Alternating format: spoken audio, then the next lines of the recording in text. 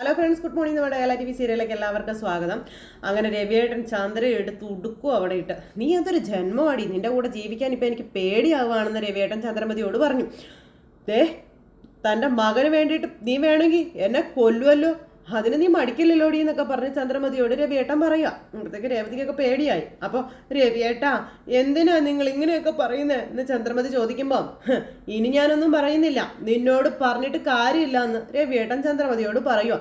സഹിക്കാവുന്നതിൻ്റെ അപ്പുറം ഞാൻ സഹിച്ചു, ക്ഷമിച്ചു, ഇനി അതില്ല എന്ന് രവിയേട്ടൻ പറയുവാണ്. ഈ ജന്മം ഇനി നമ്മൾ തമ്മിൽ ഒരു ബന്ധവും ഇല്ല എന്നും നിന്നോട് ഞാൻ സംസാരിക്കു പോലുമില്ല, നീ തരുന്ന ഒരു ഗ്ലാസ് വെള്ളം പോലും ഞാൻ കുടിക്കില്ല എന്നും രവിയേട്ടൻ പറഞ്ഞ് ചന്ദ്രമതിയെ ഉപേക്ഷിക്കുക, എല്ലാ ബന്ധങ്ങളും ഉപേക്ഷിക്കുകയാണ്. നടുങ്ങിപ്പോയി ചന്ദ്രമതി. അതുപോലെ മകൻ ഒരു കൂസലും ഇല്ലാതെ ഇങ്ങനെ നിൽക്കുക കേട്ടോ, നമ്മുടെ സുതിമോനെ. അതും പറഞ്ഞ് രവിയേട്ടൻ അകത്തേക്ക് കയറി പോകുമ്പോഴത്തേക്കും രവിയേട്ടനെ തടഞ്ഞു. ദേ രവിയേട്ടൻ എന്താ ഇങ്ങനെയൊക്കെ പറയുന്നത്? രവിയേട്ട, ഞാൻ എന്ത് തെറ്റ് ചെയ്തിട്ടാ രവിയേട്ടൻ ഇങ്ങനെയൊക്കെ പറയുന്നതെന്നും നമ്മുടെ മോന് വേണ്ടിയല്ലേ ഞാൻ ഇങ്ങനെയൊക്കെ ചെയ്തതെന്നും ചന്ദ്ര ചോദിക്കും കേട്ടോ.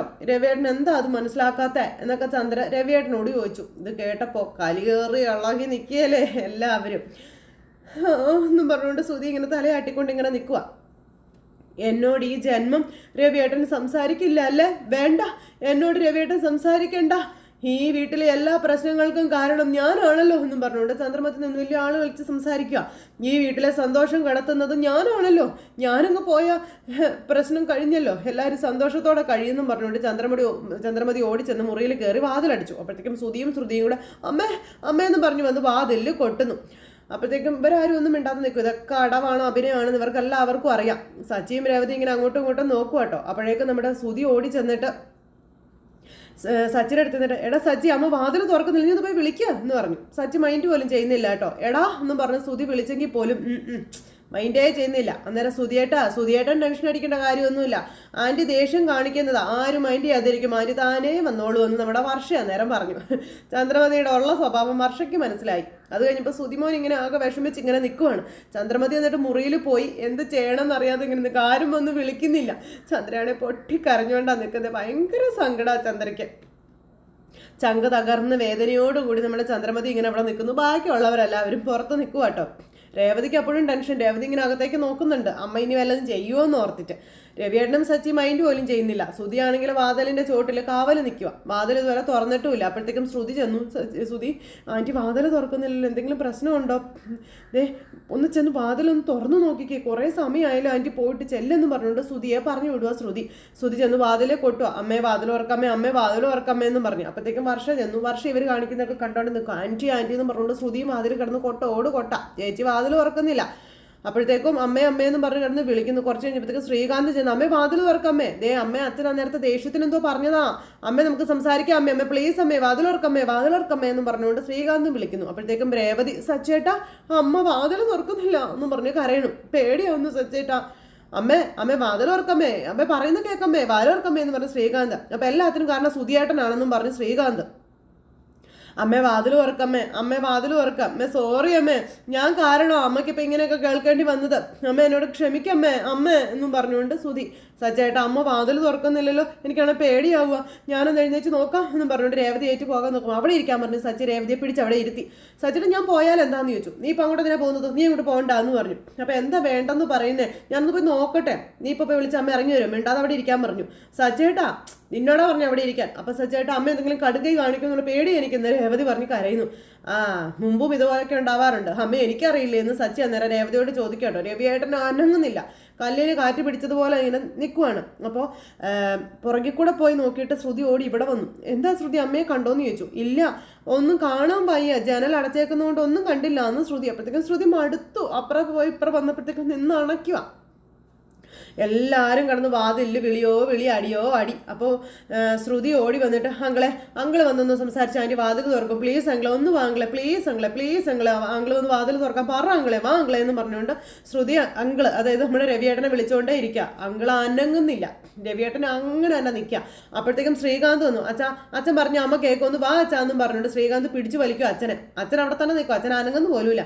അച്ഛനൊന്ന് പറ അച്ഛാ, വാതിൽ തുറക്കാൻ പറ അച്ഛാ എന്നും പറഞ്ഞുകൊണ്ട് ഇങ്ങനെ ശ്രീകാന്ത് പറയുമ്പോൾ വർഷ, എന്തിനാ അങ്കിളെ എന്തിനാ ശ്രീകാന്ത് ഇങ്ങനെ ടെൻഷൻ അടിക്കുന്നത്, വിഷമം മാറിയെങ്കിൽ വന്നോളൂ എന്ന് പറഞ്ഞു വർഷ. നീ ഒന്ന് ചുമ്മാ ഇരിക്കാൻ പറഞ്ഞു ശ്രീകാന്ത്. അപ്പം അച്ഛനെങ്കിൽ വാച്ച ഒന്ന് പറച്ച വാച്ച എന്ന് പറഞ്ഞു. പക്ഷേ ശ്രീകാന്തിൻ്റെ കയ്യും തട്ടി തെറിപ്പിച്ചിട്ട് രവിയേട്ടനകത്തേക്ക് കയറിപ്പോയി. എല്ലാവരും ഞെട്ടിപ്പോയി. അച്ഛനത് ചെയ്തില്ല. സച്ചേട്ടാ എന്ന് പറഞ്ഞുകൊണ്ട് ശ്രീകാന്ത് പിന്നെയും പോയി കിടന്ന് വിളിയാ. അച്ഛൻ പറഞ്ഞാലെങ്കിൽ അമ്മ കേൾക്കും, അച്ഛനോടൊന്ന് സച്ചേട്ടൻ പറയാൻ പറഞ്ഞു. രേവതി അവിടെ കിടന്ന് ഇങ്ങനെ പറയുക. അപ്പം സച്ചി പറഞ്ഞു, നീ മിണ്ടാതിരിക്കുന്നത് രേവതി, എല്ലാവരും നിന്നിട്ട് കൊടുത്തില്ലേ, നാണക്കേട് കാരണമേ മുറി കയറി വാതിലടച്ചാ, കുറച്ച് കഴിയുമ്പോൾ അവർ പുറത്തു വന്നോളൂ എന്ന് പറഞ്ഞു സച്ചി. ഷോ എന്ന് പറഞ്ഞുകൊണ്ട് ശ്രുതി ഇങ്ങനെ നിൽക്കുക. അപ്പോൾ അങ്ങനെയൊന്നും കരുതല്ല സച്ചേട്ടാ, ചിലപ്പോൾ അമ്മ വന്നില്ലെങ്കിലോ, എനിക്ക് പേടിയാവും, അതാ ഞാൻ പറയുന്നതെന്ന് രേവതി പറഞ്ഞു. സച്ചി അന്നേരം ഇങ്ങനെ ഇരിക്കുവോ, ഒന്നും മിണ്ടാതെ. സച്ചേട്ടാ അച്ഛനോട് ചെന്ന് പറ, ചെന്നൊന്ന് സംസാരിക്കാൻ പറ, സച്ചേട്ടാ പ്ലീസ് സച്ചേട്ടാ എന്ന് പറഞ്ഞു വിളിച്ചു. കുറച്ച് കഴിഞ്ഞപ്പോഴത്തേക്കും സച്ചിക്കും ടെൻഷനായിട്ടോ. കാര്യം ഇവർ എന്നൊക്കെ കാണിച്ചെന്ന് പറഞ്ഞാൽ അമ്മയല്ലേ. എന്നിട്ടും സച്ചി തൻ്റെ മനസ്സിനെ ഇങ്ങനെ പിടിച്ചു നിർത്തിയിട്ടുണ്ട്. അപ്പോഴത്തേക്ക് രേവതി അങ്ങോട്ടേക്ക് വന്നു. അപ്പോൾ രേവതി അങ്ങോട്ടേക്ക് വന്നപ്പോൾ സച്ചി ഇങ്ങനെ അവിടെ പോയി വിഷമിച്ച് ഇങ്ങനെ ഇരിക്കുക. അപ്പോൾ സച്ചേട്ടാ അച്ഛൻ ദേഷ്യത്തിൽ തന്നെയാണെന്നും സച്ചേട്ടൻ പറഞ്ഞിട്ടും കേൾക്കുന്നില്ലല്ലോ എന്നും രേവതി പറയൂ കേട്ടോ. അന്നേരം എനിക്ക് തെറ്റുപറ്റിപ്പോയി, എന്നോട് ക്ഷമിക്കണമെന്ന് അമ്മ അച്ഛനോട് പറഞ്ഞാൽ തീരുന്ന പ്രശ്നമേ ഉള്ളൂ. തെറ്റ് ചെയ്തിട്ടും അമ്മ അഹങ്കാരം കാണിക്കുകയാണെന്ന് സച്ചി അന്നേരം രേവതിയോട് പറഞ്ഞു. അമ്മ തെറ്റ് ചെയ്തെന്ന് അംഗീകരിക്കുന്നില്ല, അതാണ് അച്ഛനിപ്പോൾ ഇത്രയും ദേഷ്യം വരാനുള്ള കാരണമെന്നും സച്ചി പറഞ്ഞു കേട്ടോ. ഈശ്വര, ഇനിയിപ്പോൾ നമ്മൾ എന്നാ ചെയ്യും? അച്ഛനും അമ്മയും വാശിയിൽ തന്നെയാണല്ലോ സച്ചേട്ടാ. വിഷമം കാരണം അമ്മ എന്തെങ്കിലും കടുങ്കൈ ചെയ്യുമോയെന്ന് എൻ്റെ പേടി എന്ന് രേവതി പറയുമ്പം അമ്മയെങ്കിലും ഒന്നും ചെയ്യാൻ പോകുന്നില്ല രേവതി, നീ അതോർത്ത് പേടിക്കണ്ട. അമ്മ ചിലപ്പോൾ മുറി കിടന്ന് ഉറങ്ങുന്നുണ്ടാവും. നാളെ രാവിലെ ഉറങ്ങി എഴുന്നേറ്റ് സാധാരണ പോലെ മുറി തുറന്ന് അമ്മ പുറത്ത് വരും, നീ കണ്ടോളാൻ പറഞ്ഞു സച്ചി. അങ്ങനെ അമ്മ ഇതാണെന്നുള്ളത് സച്ചി രേവതിയോടുള്ള കാര്യം ഉള്ളതുപോലെ അങ്ങ് പറയുവാണ്. പക്ഷേ അച്ഛൻ്റെ സങ്കടം കാണുമ്പോഴാണ് എനിക്ക് സഹിക്കാൻ പറ്റാത്തത്. എനിക്ക് അമ്മയെ ഓർത്തിട്ടാ പേടിയെന്ന് രേവതി. ഈ ഒരു അവസ്ഥയിൽ അമ്മ എന്നാ വേണമെങ്കിലും ചെയ്തേക്കാം. അച്ഛൻ ചെന്ന് വിളിച്ച അമ്മ ഉറപ്പായിട്ടും വാതിൽ തുറക്കും. അതിന് അച്ഛൻ ചെന്ന് വിളിക്കുന്നില്ലല്ലോ രേവതി, പിന്നെ ഇപ്പം എന്ത് ചെയ്യാനാ? എന്നോട് ഈ വിഷയത്തിൽ ഇടപെടരുതെന്നല്ലേ അച്ഛൻ പറഞ്ഞിരിക്കുന്നതെന്നും സച്ചി രേവതിയോട് പറയുന്നു.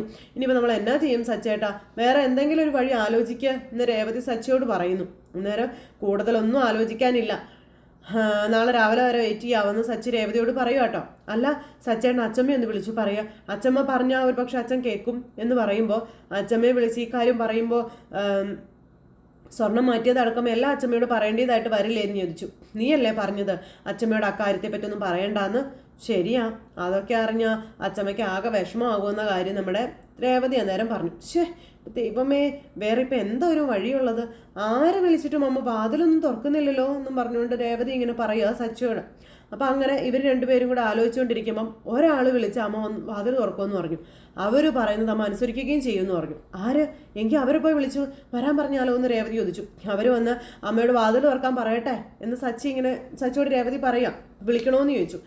വിളിക്കുന്നേ പ്ലീസ്, അപ്പം തന്നെ അപ്പം വേഗം വിളിക്കുക എന്ന് പറഞ്ഞു. അങ്ങനെ സച്ചിയും രേവതിയും കൂടി ആ ആളെ വിളിക്കുക. അപ്പം ശ്രുതി ആണെങ്കിൽ വാതച്ചോട്ടിലിരുന്ന് ഉറങ്ങുക. അപ്പോഴത്തേക്കും ശ്രുതി അങ്ങോട്ടേക്ക് എഴുന്നേക്ക് ശ്രുതി, നേരം വെളുത്തു.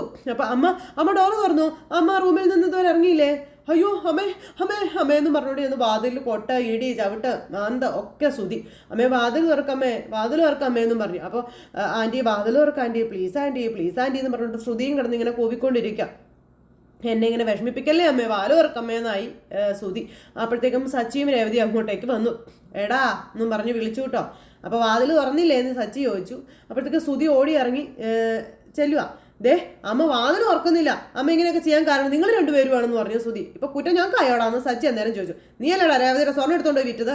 എല്ലാത്തിനും കാരണം നീ അല്ലേടാന്ന് ചോദിച്ചു. രേവതിയുടെ ഒരു സ്വർണ്ണം നീ പറയുന്നത് കേട്ടത് 100 പവനാ ഞാൻ കൂടെ വിറ്റത്, പോടാ എന്ന് പറഞ്ഞുകൊണ്ട് ശ്രുതി ആള് കളിക്കുമ്പോൾ എടാ ഒരു തരിയാണെങ്കിൽ പോലും ഞങ്ങൾക്കത് വിലപ്പെട്ടതാണെന്ന് സച്ചി അന്നേരം പറയും. ഇവരെ കുത്തിന് കയറി പിടിച്ചു. കള്ളത്തരം കാണിച്ചിട്ട് നിന്ന് പ്രസംഗിക്കുന്നോടാ നീ, ആടിച്ചെൻ്റെ കൈയും കാലും ഓടിക്കും ഞാൻ എന്ന് പറഞ്ഞു. എൻ്റെ അമ്മയ്ക്ക് എന്തെങ്കിലും പറ്റാ, നിന്നെ ഞാൻ വെറുതെ വിടില്ല എന്ന് പറഞ്ഞു ശ്രുതി. അപ്പോൾ അമ്മയ്ക്ക് എന്തെങ്കിലും സംഭവിച്ചു അതിന് കാരണം നീ ആളാന്ന് സച്ചി ശ്രുതിയോട് പറഞ്ഞു. അമ്മയോട് ഇത്രയെങ്കിലും സ്നേഹം ഉണ്ടായിരുന്നെങ്കിൽ നീ അമ്മയോട് ഇങ്ങനെയൊക്കെ പെരുമാറുമായിരുന്നോടാ, എല്ലാവരുടെയും മുന്നിൽ വെച്ച് അമ്മയെ അപമാനിക്കുമായിരുന്നോടാ എന്ന് ചോദിച്ചു. അമ്മയ്ക്ക് അപമാനം ഉണ്ടായിട്ടുണ്ടെങ്കിൽ അതിൻ്റെ ഉത്തരവാദി നിങ്ങളാണെന്ന് രേവതി നേരെ ശ്രുതിയോട് പറഞ്ഞു. സച്ചേട്ടൻ അമ്മയെ അപമാനിച്ചിട്ടില്ല എന്നും രേവതി പറയുന്നു. എനിക്ക് എൻ്റെ അമ്മയുടെ സ്നേഹമില്ലല്ലേടാന്ന് ചോദിച്ചു സച്ചി ശ്രുതിയുടെ കുത്തിന് കയറി പിടിച്ചു. അമ്മയ്ക്ക് എന്തെങ്കിലും സംഭവിച്ചാൽ നിങ്ങൾക്ക് രണ്ടുപേർക്ക് സന്തോഷമാകും, അതിനുവേണ്ടി നീ കാത്തിരിക്കല്ലേടാ എന്ന് ചോദിച്ചുകൊണ്ട് ശ്രുതി. അപ്പോൾ സച്ചേട്ട വിടാൻ പറഞ്ഞു രേവതി. ശ്രുതിയും പിറകിൽ നിന്ന് പിടിച്ച് വലിച്ചു മാറ്റുക. തെറ്റ് ചെയ്തോ നീയല്ലേടാ, നീ കാരണമാണ് അമ്മ അപമാനിക്കപ്പെട്ടത്, മിണ്ടാതിരിക്കുന്നോ നിനക്ക് നല്ലതെന്ന് പറഞ്ഞു സച്ചയെ.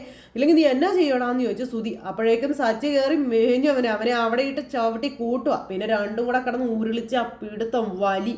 അപ്പുറം നിന്ന് ശ്രുതിയും ഇപ്പുറം നിന്ന് രേവതിയും പിടിച്ചു മാറ്റാൻ ശ്രമിക്കുന്നു. എന്താ ഒന്നും നടക്കണില്ല. അപ്പോഴത്തേക്കും രവിയേട്ടൻ ഇറങ്ങി വന്നു. ഈ കാഴ്ച കണ്ടിട്ടും രവിയേട്ടൻ കമാന്നൊരക്ഷരം മിണ്ടിയതുമില്ല, അനങ്ങിയതുമില്ല. എന്നാന്ന് വെച്ചാൽ നടക്കട്ടെ എന്നുള്ളൊരു മട്ടുമാതിരിയിൽ അദ്ദേഹം ഇങ്ങനെ അവിടെ നിൽക്കുക. അവിടെ കിടന്ന് ഉരുണ്ട് പീടിച്ച് വലിച്ച് പറിച്ച് രണ്ടും കൂടെ കിടന്ന് കോട്ടക്ക. അപ്പോഴത്തേക്കും രേവതി ഓടി അച്ഛൻ്റെ അടുത്തേക്ക് വന്നു. അച്ഛാ ഒന്ന് വിളിക്ക അച്ഛാ. രവിയേട്ടൻ അനങ്ങുന്നില്ല. അപ്പോഴത്തേക്കും ശ്രീകാന്തും വർഷയും കൂടെ ഓടി ഇറങ്ങി വന്നു. പിന്നെ പിടിയും വലിയും ഒക്കെ ആയി. അപ്പം നിങ്ങൾ രണ്ടുപേരും കൂടി ഇവിടെ കിടന്ന് ഇങ്ങനെ തല്ലുകൂടാതെ അമ്മയെ എങ്ങനെയെങ്കിലും പുറത്തിറക്കാൻ നോക്കാൻ പറഞ്ഞു. അപ്പം ആരോട് പറയാനാണെന്ന് ശ്രുതി വലിയ ആള് കളിച്ച് അവിടെ നിന്ന് പറയൂ കേട്ടോ. ഇതെന്തിനാ ഇത്ര വലിയ വിഷയമാക്കുന്നത്, വിശക്കുമ്പോഴേ ആൻറ്റി താനെ പുറത്തിറങ്ങിക്കോളൂ എന്ന് വർഷ പറഞ്ഞു. അന്നേരം നീ ഒന്ന് മിണ്ടാതിരിക്കാൻ ശ്രീകാന്ത് വർഷയോട് പറയുമോ. അന്നേരം എടാ ശ്രീകാന്തേ, നമുക്ക് എന്തെങ്കിലും ചെയ്ത് അമ്മയെ പുറത്തുനിന്ന് ഇറക്കണം. ഇവനായിട്ട് ഒന്നും ചെയ്യില്ല എന്ന് ശ്രുതി.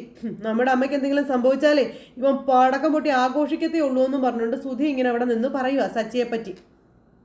അന്നേരം അത് കേട്ടിട്ടും രവിയേട്ടൻ ഒന്നും മിണ്ടുന്നില്ല. അപ്പം ശ്രുതി പറഞ്ഞത് സച്ചിക്ക് വിഷമോ കാര്യങ്ങളോ ഒന്നുമില്ല, അവനെ ഉള്ളിൽ സന്തോഷിക്കുക, നിങ്ങൾ എന്തെങ്കിലും ഒന്ന് ചെയ്യുന്നെന്ന് പറഞ്ഞ് ശ്രുതിയുടെ വക ഒരു വക്കാലത്തും കൂടി. ശ്രുതി അന്നേരം ഭയങ്കര ചിരിച്ച് നിൽക്കുക. അമ്മയെ മുറിയിൽ നിന്ന് പുറത്തിറക്കാൻ ചെയ്യേണ്ടത് ചെയ്തിട്ട് തന്നെയാണ് സച്ചേട്ടൻ നിൽക്കുന്നതെന്നും അല്ലാതെ നിങ്ങളെപ്പോലെ കഥക് മുട്ടിക്കൊണ്ട് നിൽക്കുകയല്ല ചെയ്യുന്നതെന്ന് രേവതി അന്നേരം പറഞ്ഞു. ഇവൻ ഇത്രയും സമയം മുറി അടച്ചിട്ട് സുഖമായിട്ട് കിടന്ന് ഉറങ്ങി, അല്ലാണ്ട് എന്ത് ചെയ്യാനാ ഇവനെന്ന് സുധി അന്നേരം രേവതിയോട് ചോദിക്കുക കേട്ടോ. രവിയേട്ടൻ ഒന്നും മിണ്ടുന്നില്ലേ. തൊട്ടടുത്ത നിമിഷം ദേ വരുന്നു നമ്മുടെ ഭാമ ഓടി കയറി വന്നിട്ട് രവിയേട്ടാ എന്താ പ്രശ്നം എന്ന് ചോദിച്ചു. അന്നേരം രവിയേട്ടൻ ചോദിച്ചു, നീ എന്താ രാവിലെ തന്നെ അമ്മ മുറിയിൽ കയറി വാതിൽ അടച്ചിരിക്കുകയാണ്, എത്ര വിളിച്ചിട്ട് വാതിൽ തുറക്കുന്നില്ല, ഭാമാൻറ്റി വന്ന് പറഞ്ഞാൽ മാത്രമേ വാതിൽ തുറക്കുള്ളൂ എന്ന് സച്ചി പറഞ്ഞു, അതാ ഞാൻ വന്നേ എന്ന് ഭാമ പറയുമ്പോൾ ഇത്രയും നേരം പറഞ്ഞവരല്ല നാറിപ്പുഴുത്ത് ഇങ്ങനെ അവിടെ നിൽക്കുക കേട്ടോ, ശ്രുതിയൊക്കെ ഉൾപ്പെടെ. അന്നേരം രേവതി, സച്ചേട്ടൻ ഉറങ്ങുമായിരുന്നില്ല, എന്താണ് ചെയ്തതെന്ന് ഇപ്പം നിങ്ങൾക്ക് മനസ്സിലായില്ലേ എന്ന് രേവതി അന്നേരം ചോദിച്ചു. അമ്മയോട് സച്ചേട്ടനുള്ള സ്നേഹം നിങ്ങൾക്ക് ആർക്കും ഇല്ല എന്നും സച്ചേട്ടൻ അതൊന്നും പുറത്ത് കാണിക്കുന്നില്ലെന്നേ ഉള്ളൂ എന്നും രേവതി അന്നേരം പറഞ്ഞു. ഇത് കേട്ട് രവിയേട്ടൻ അത്ഭുതപ്പെട്ടിരിക്കാം. അപ്പൊ സച്ചി എല്ലാം പറഞ്ഞിരുന്നു, സത്യം എല്ലാവരും അറിഞ്ഞല്ലേ എന്ന് ഭാമ ചോദിക്കുക. നിനക്കിതൊക്കെ മുന്നേ അറിയായിരുന്നല്ലേ ഭാമേ എന്ന് രവിയേട്ടൻ ചോദിക്കുമ്പം എനിക്കറിയാം, ചന്ദ്ര എല്ലാം എന്നോട് പറഞ്ഞായിരുന്നു എന്ന് ഭാമ പറയൂ കേട്ടോ. അത് കേട്ടപ്പം ഒന്നും പറഞ്ഞേക്കുക. അവൾ അങ്ങനെ ചെയ്യരുതായിരുന്നു രവിയേട്ട, തെറ്റാണ്, ശരി സമ്മതിക്കുന്നു, ശ്രുതിക്ക് വേണ്ടിയാ അവൾ സ്വർണ്ണം എടുത്ത് കൊടുത്തതെന്ന കാര്യം ഭാമയും പറഞ്ഞു. അപ്പം അതേ വാക്യം കൂടെ പൂർത്തിയായി. ഭാമ കയറി വന്ന് പാലുമളത്തിൽ കൊടുത്തു. രവിയേട്ട, ഇതിൻ്റെ പേരിൽ നിങ്ങൾ തമ്മിൽ പിണങ്ങരുത്, ചന്ദ്രയോട് സംസാരിക്കണം, മിണ്ടാതിരിക്കരുത്, നിങ്ങളാണ് അവൾക്കെല്ലാം, അത്രമാത്രം സ്നേഹവും ബഹുമാനവുമാണ് നിങ്ങളോടെന്ന് പറയുമ്പം അതെനിക്ക് നന്നായിട്ട് അറിയാം, എന്നോട് അവൾക്ക് സ്നേഹവും ബഹുമാനവും ഒക്കെ ഉണ്ട്, അതാണല്ലോ അവൾ ഇപ്പം കാണിച്ചു വെച്ചിരിക്കുന്നതെന്നും രവിയേട്ടൻ അന്നേരം അവിടെ പറയുക. അന്നേരവും ശ്രുതി ഒന്നും മിണ്ടാതെ ഇങ്ങനെ നിൽക്കുക. ശ്രുതിക്ക് വേണ്ടിയല്ലേ അവൾ അങ്ങനെ ചെയ്തത്, നിങ്ങൾ അവളോടൊന്ന് ക്ഷമിക്കുക രവിയേട്ടാ, ഒന്ന് ചെന്ന് വിളിക്കുക, ഒന്ന് സംസാരിക്കെങ്കിലും ചെയ്യേ, അപ്പൊ എനിക്ക് അതിന്റെ ആവശ്യമില്ല എന്ന് രവിയേട്ടൻ ഭാമയോട് പറഞ്ഞു. അതും പാളി എന്ന് പറഞ്ഞു നിൽക്കുക നമ്മുടെ ശ്രുതി. അപ്പോൾ ആൻറ്റി ഒന്ന് ചെന്ന് വിളിക്കാം ആൻറ്റി, അമ്മ വാതിൽ തുറക്കും ആൻറ്റി, ഒന്ന് വിളിക്കാൻ പറഞ്ഞു. അപ്പം ഞാൻ വിളിക്കാം, അല്ല അതിപ്പോൾ എന്ത് ചെയ്യാനാണെന്ന് പറഞ്ഞുകൊണ്ട് ഭാമ നേരെ ചെന്ന് വാതിൽ മുട്ടി വിളിക്കാൻ തുടങ്ങി. നീ എന്തിനാ ചന്ദ്ര വാതിലടച്ച് മുറി കയറി ഇരിക്കുന്നേ, വാതിൽ തുറക്ക് ചന്ദ്രേ, നോക്ക് വാതിൽ തുറക്ക് എന്ന് പറഞ്ഞു. അപ്പോഴത്തേക്കും നമ്മുടെ ചന്ദ്ര വാതിൽ തുറന്നപ്പോൾ ഇവരെല്ലാവരും ഞെട്ടി. ചന്ദ്രേ നീ എന്നെ പണിയെ കാണിച്ചെന്ന് ചോദിച്ചു. ഭാമ അങ്ങോട്ടേക്ക് ചെന്നു കേട്ടോ. നീ എന്ത് പണിയായി കാണിക്കുന്നേ എന്ന് ചോദിച്ചുകൊണ്ട് ചെന്ന് പറയുമ്പോഴത്തേക്കും നമ്മുടെ പഴയ ഭാമ മാറി പുതിയ ഭാമയായിട്ട് ഒരാളിരിക്കുന്നു. പഴയ ചന്ദ്ര മാറി പുതിയ ചന്ദ്രയായിട്ടിരിക്കുന്നു. ഭാമ വന്ന് വിളിച്ചപ്പോൾ നമ്മുടെ ചന്ദ്ര അടിമുടി അങ്ങ് മാറി. നമ്മുടെ പഴയ ചന്ദ്ര ഇല്ല കേട്ടോ, പുതിയ ചന്ദ്രയാണേ. ആ ചന്ദ്ര അങ്ങനെ ഇരിക്കുക. അപ്പോൾ നമ്മുടെ ചന്ദ്ര ഇങ്ങനെ വിഷമിച്ച് അവിടെ ഇരിക്കുക കേട്ടോ. ചന്ദ്രയ്ക്കാണെങ്കിൽ ഭയങ്കര സങ്കടം. ചന്ദ്ര കരഞ്ഞു കൂവി ഇങ്ങനെ ഇരിക്കുമായിരുന്നു. അപ്പോൾ ഭാമ ചെന്നിട്ട് ചന്ദ്രയോട് ചോദിക്കുക, ചന്ദ്ര ഒന്നും മിണ്ടുന്നില്ല. എല്ലാവരും കൂടി എന്നെ തെറ്റ് ചെയ്തത് നീ നിന്റെ മോനും കൂടിയല്ലേ, ഒടുക്കം പിടിക്കപ്പെട്ടതല്ലേ, പിന്നെ നീ എന്തിനാ ഇങ്ങനെയൊക്കെ കാണിക്കുന്നേ, ആ സാമി തന്നെ ചെറുനാരങ്ങയ്ക്ക് പോലും നിന്നെ രക്ഷപ്പെടുത്താൻ പറ്റിയില്ലല്ലോ എന്ന് ഭാമ ചന്ദ്രയോട് ചോദിക്കുക കേട്ടോ. ചന്ദ്രയാണെങ്കിലും എന്നും പറഞ്ഞുകൊണ്ട് അങ്ങനെ ഇരിക്കുവാണ്. പുറത്ത് എല്ലാവരും അമ്മ ഇറങ്ങി വരുന്നത് നോക്കി ഇങ്ങനെ അവിടെ ഇരിക്കുന്നു. അങ്ങനെ എല്ലാവരും അമ്മ ഇറങ്ങി വരുന്നത് പ്രതീക്ഷിച്ചിരിക്കുക. അമ്മ ഇറങ്ങി വരുമായിരിക്കും അല്ലേ എന്ന് ശ്രുതിയോട് ചോദിക്കുമ്പോൾ ഭാമാൻ്റെ സംസാരിച്ച് കൺവിൻസിങ് ആക്കി തിരിച്ചു കൊണ്ടുവരുമെന്നേ, ധൈര്യമായിട്ടിരിക്കും ശ്രുതി എന്നും പറഞ്ഞ് ശ്രുതി സമാധാനിപ്പിക്കുന്നു. ഭാമാൻ്റെ അകത്തുണ്ടല്ലോ, ഇനി ആൻറ്റി ആത്മഹത്യ ഒന്നും ചെയ്യില്ല എന്ന് നമ്മുടെ വർഷ പറഞ്ഞു. എന്നാലും ഇത്ര സമയത്ത് അമ്മ പുറത്തു വന്നില്ലല്ലോ, എന്തോ പ്രശ്നം ഉണ്ടല്ലോ. എന്ത് പ്രശ്നം? ആൻറ്റി ഓവർ ഡ്രാമ കളിക്കുക, വെറുതെ മനുഷ്യനെ ടെൻഷനാക്കാനായിട്ട് എന്ന് പറഞ്ഞുകൊണ്ട് ഇങ്ങനെ വർഷ പറയുമ്പോൾ സച്ചേട്ട അമ്മ എന്താ മുറിയുടെ പുറത്ത് വരാത്തതെന്ന് ചോദിച്ചു രേവതി. വന്നാൽ അവരുടെ മുഖത്ത് നോക്കണ്ടേ, നാണക്കേട് കൊണ്ട് അവർ വരാത്തതെന്ന് സച്ചി അന്നേരം പറയൂ കേട്ടോ. രവിയേട്ടനൊന്നും മിണ്ടാതെ ഇങ്ങനെ ഇരിക്കുവാണ്. എല്ലാവരും ആൻറ്റി വരുന്നതും വെയിറ്റ് ചെയ്തു, അമ്മ വരുന്നത് വെയിറ്റ് ചെയ്തൊക്കെ ഇങ്ങനെ അവിടെ ഇരിക്കുക.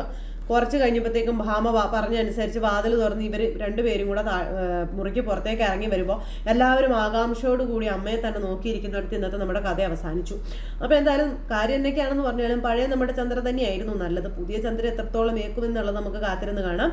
അപ്പോൾ എല്ലാവർക്കും നല്ലൊരു ദിവസം ആശംസിച്ചുകൊണ്ട് എല്ലാവരുടെയും സപ്പോർട്ടിനും സ്നേഹത്തിനും ഒരുപാട് നന്ദി ഹൃദയത്തിൻ്റെ ഭാഷയിൽ അറിയിച്ചുകൊണ്ട് വീണ്ടും കാണാമെന്നുള്ള ശുഭപ്രതീക്ഷയോടുകൂടി നിർത്തുന്നു. എല്ലാവർക്കും നന്ദി. അതോടൊപ്പം നമ്മുടെ ചാനൽ ആദ്യമായിട്ട് കാണുന്നവരുണ്ടെങ്കിൽ ഒന്ന് സബ്സ്ക്രൈബ് ചെയ്യണം കേട്ടോ. തൊട്ടടുത്ത് കാണുന്ന ബെൽ ബട്ടൺ അമർത്തി കഴിഞ്ഞിട്ടുണ്ടെങ്കിൽ നമ്മുടെ വീഡിയോസ് എളുപ്പത്തിൽ കാണാൻ കഴിയുന്നതായിരിക്കും. നോട്ടിഫിക്കേഷനായിട്ട് നിങ്ങളുടെ ഫോണുകളിലേക്ക് എത്തുന്നതായിരിക്കും. അപ്പോൾ എല്ലാവരോടും ഒരിക്കൽ കൂടി ഒത്തിരി നന്ദി അറിയിച്ചുകൊണ്ട് നിർത്തുന്നു. ടാറ്റാ.